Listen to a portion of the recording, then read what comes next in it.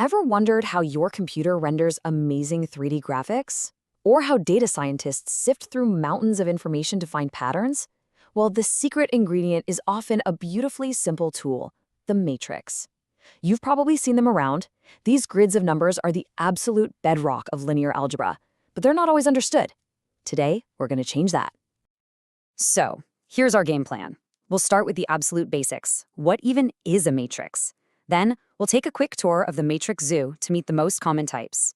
After that, we'll get our hands dirty in some matrix arithmetic, uncover a magic number called the determinant, and finally, figure out how to flip matrices with inverses. All right, let's dive right in at the very beginning. When we throw that word around, what are we really talking about? At its heart, a matrix is just a grid of numbers. Seriously, that's it. It's a rectangular box, you fill it with numbers, which we call entries, and you organize them into neat rows and columns. It's just a really powerful way to keep data organized. Okay, so how do we talk about the size of one of these things? We always describe it by its dimensions, specifically rows by columns. So for example, we'd call this matrix A a 2 by 3 matrix. And why is that? Well, first, we count the horizontal lines of numbers. You can see we've got 2 of them. Those are the rows. And next, we just count the vertical stacks. Here, there are 3. So 2 rows, 3 columns. And that's exactly why we call it a 2 by 3 matrix. Simple as that.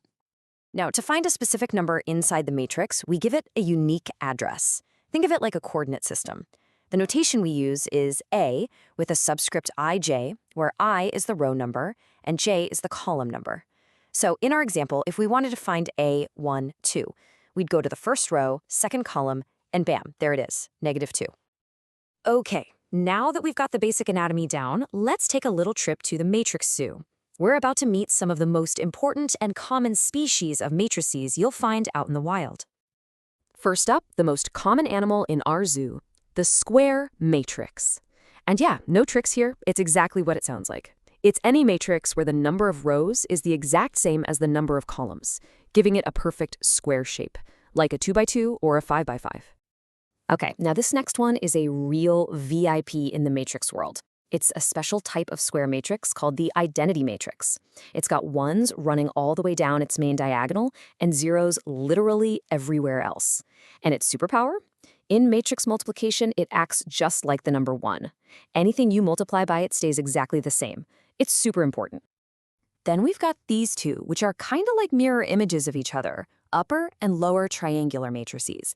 For an upper triangular one, all the non-zero numbers are on or above the main diagonal with 0s below. And you guessed it, for a lower triangular matrix, it's the exact opposite. All the non-zero entries are on or below the diagonal. All right, we've met the key players. Now let's see them in action. It's time to get into matrix arithmetic, how they add, scale, and of course, multiply. So let's start with the easy one. Adding matrices is incredibly intuitive. There's really only one rule you have to follow. Both matrices have to be the exact same size.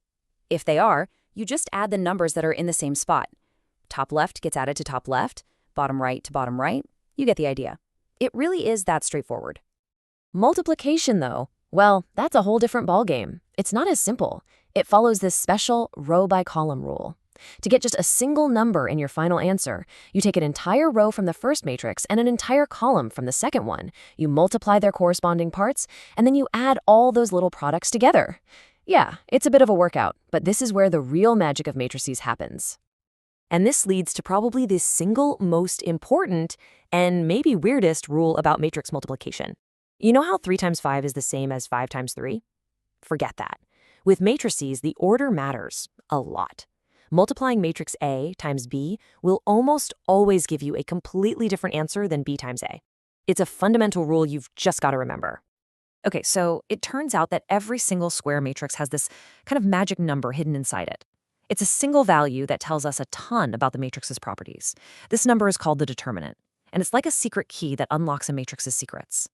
For a little 2 by 2 matrix, finding this magic number is super simple. You just do this little crisscross move. You multiply the numbers on the main diagonal, A times D, and then you subtract the product of the other diagonal, B times C.